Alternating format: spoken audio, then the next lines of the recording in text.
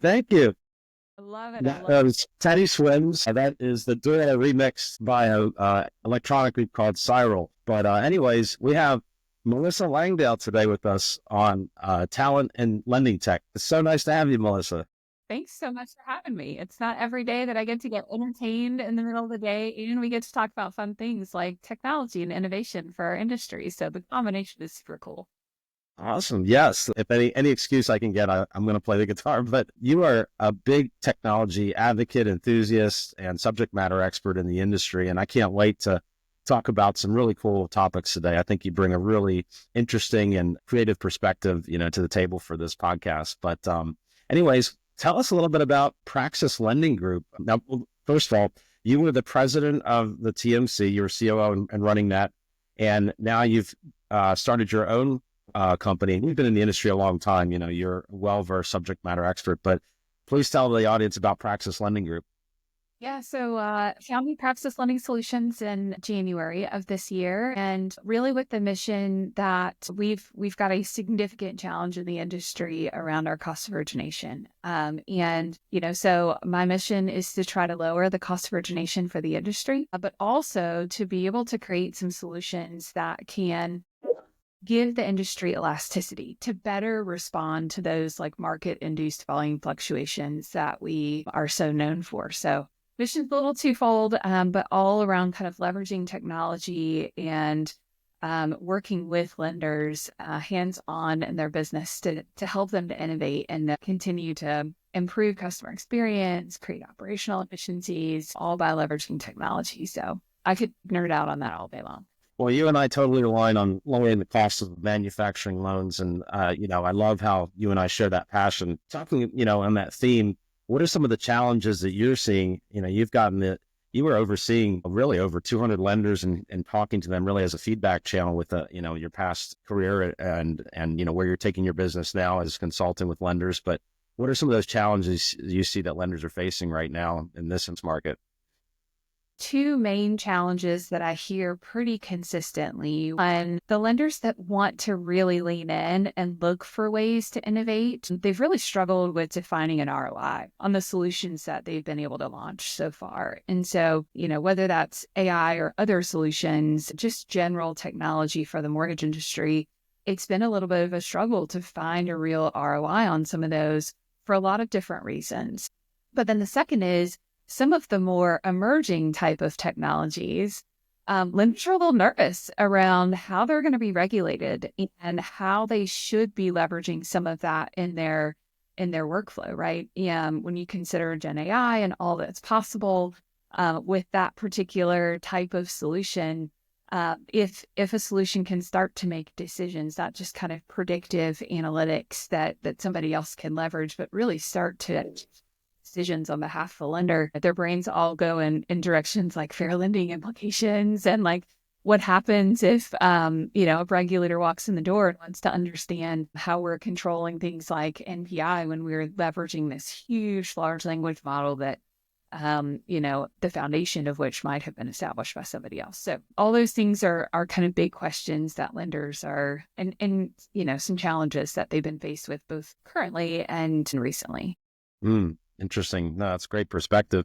One of the things, and certainly definitely don't want to dive into politics, but there's a lot of shakeup and things going on right now. And my point to that, bringing that up, is that the only thing that, when I look ahead to the future, I try to look a couple of years out, like any people that are running their businesses do, right? And there is a theme coming of replacing with AI. And even at a federal level, there's a theme of that coming. Regardless of, anybody's opinions on things. But with that said, if the federal does embrace bringing AI into that, it's going to help really boost much faster the adoption and the uptake of AI application in private sector, and especially for the banks, and so that's actually, an interesting guide for us, because even though we've had like tight regulation around things, there's still, AI is definitely here and it's coming I think it's going to ramp up fast based on what we'll see in the marketplace. But, you had mentioned some solutions and things. What are some of the things you're seeing out there that maybe, what lenders are doing to make that work? Yeah. Well, first, like the regulators, I mean, we spent a lot of time talking with them at TNC and building Yes. relationships with them. But I think it's helpful for everybody too to recognize like there's all sorts of versions of AI. We kind of lean in right now to talk about AI a lot in more generative AI type of applications or more kind of machine learning type of applications in some cases. But like AI has been around since what, like the 50s, and so there's all sorts of different ones. The CFPB is not the only one, but it's the one that I know of. Like, how do they analyze the HMDA data of all the lenders across the country, right? Like, of course, they're already using AI, but it's really around the questions of how are we going to be regulated? Like, how are they going to be holding lenders accountable for the decisions that technology is going to be making, or, and those sort of things. So that's what I think lenders really have to start looking some kind of bigger solutions. Obviously, your type of solution, I think, is a fantastic way for lenders to get started with AI. And you did not ask me to plug that, but I'm just such a huge fan of what y'all are doing that I have to put it out there. But I think what I'm hearing from lenders is even the ones that really want to lean into innovation, there's a foundation that we have to build as an industry. And some of that is a little bit of a shift in a mindset because most of the technology solutions that are out there right now, as you know, we have very kind of milestone driven processes, which were really built on our old process of physically passing files back and forth with one another, right? And so I think we can think kind of bigger and broader around our workflows now and really starting to look at more task-based workflows. For example, once we have all of the income documentation in a file, that file should go to an underwriter and the underwriter should review that income. Right now we have the loan officer reviewing income. We have at pre-approval, right? Pre-qualification, pre-approval. We have the processor re-reviewing income based on kind of additional documentation that's come in then, since then. And then we have the underwriter doing it. But really, once the file has the documents that are necessary and needed, and I know you have a solution for this, but there really should be income calculated at that time, and then it should be locked. Mm-hmm.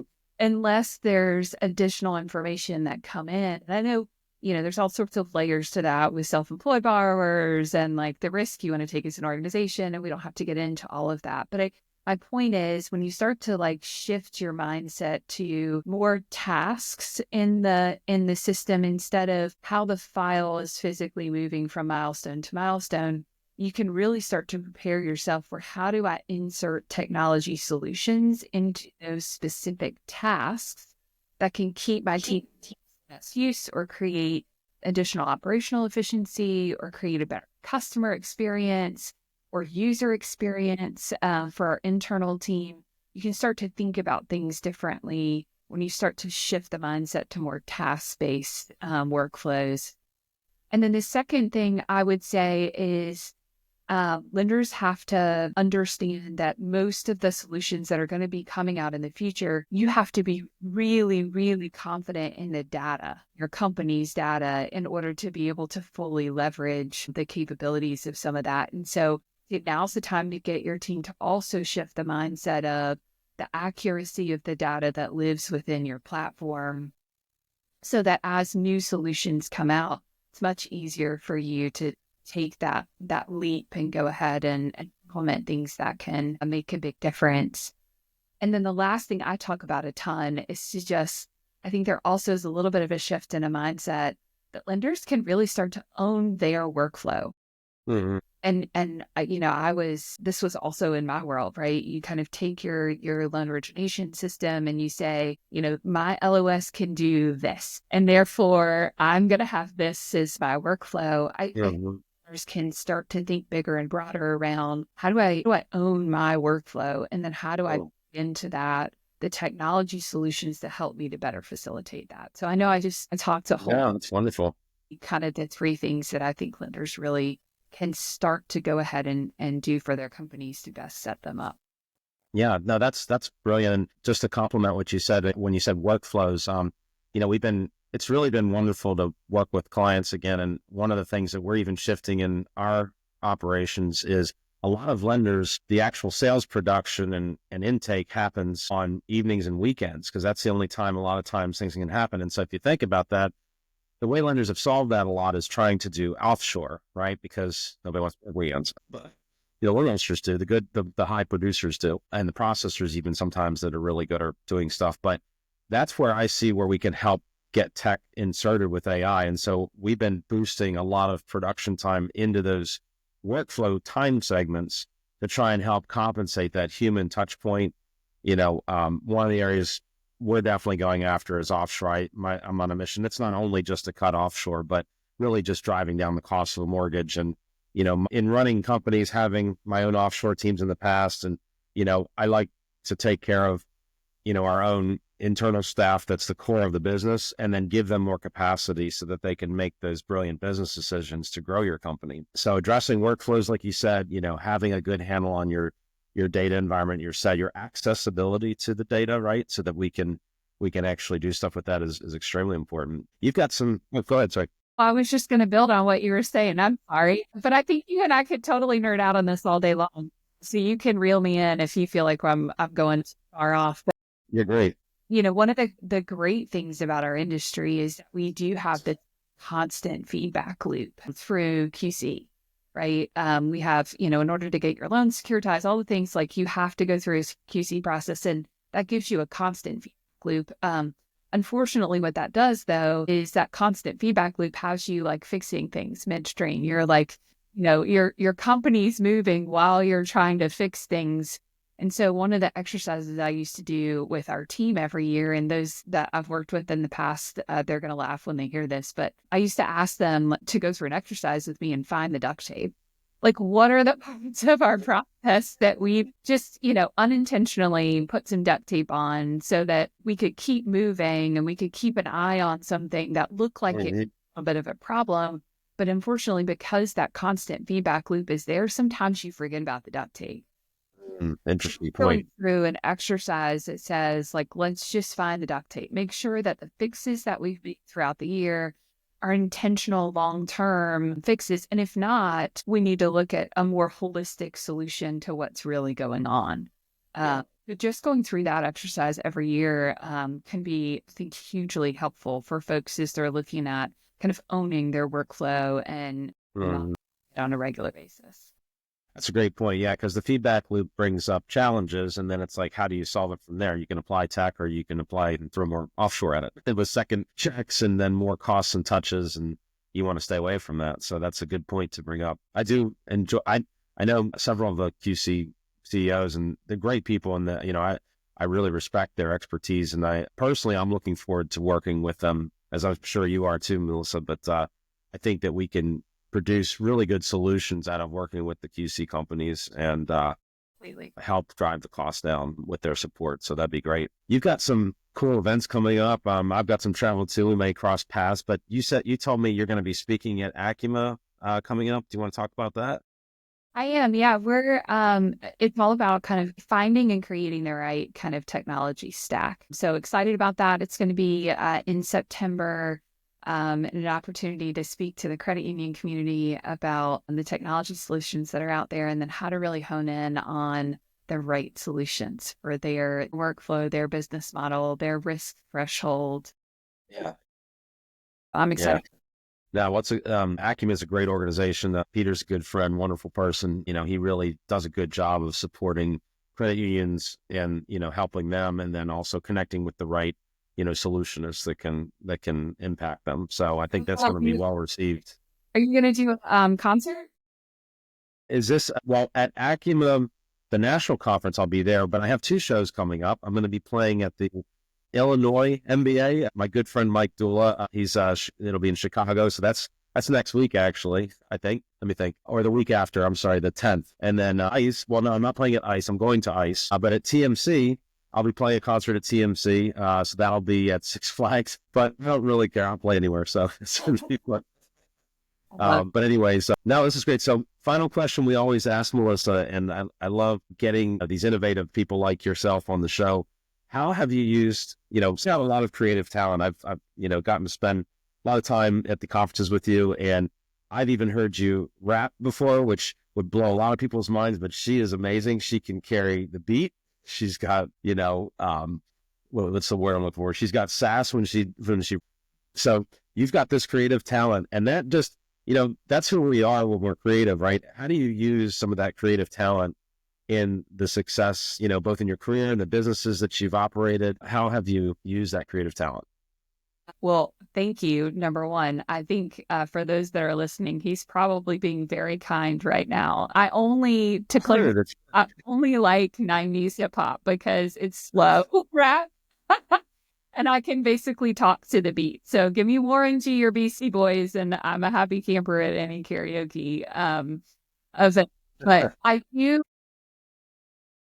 that sounds great. I'll be there.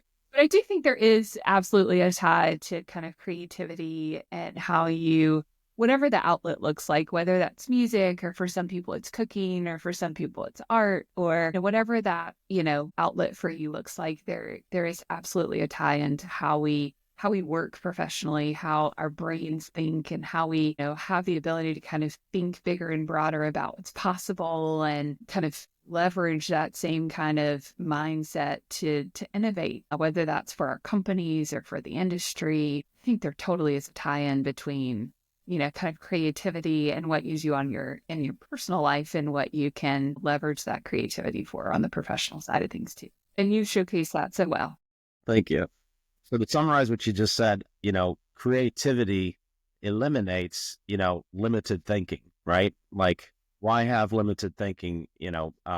Creativity is what you do to get past that limiting beliefs, right? And that is, we're all sometimes can be either hard on ourselves, or we take the limiting concept that might be there. Creativity is what breaks that ceiling. And so, you definitely have that. It's a great way to express that. So thank you for that. Yeah, of course. All right. So that wraps up our show for Tilt, Talent and Lending Tech. And, Melissa, I can't wait to see you on the road out there and hear more about your successful impact in business as it grows this year. So thank you very much for joining me today. Thank you so much for having me. This is a ton of fun.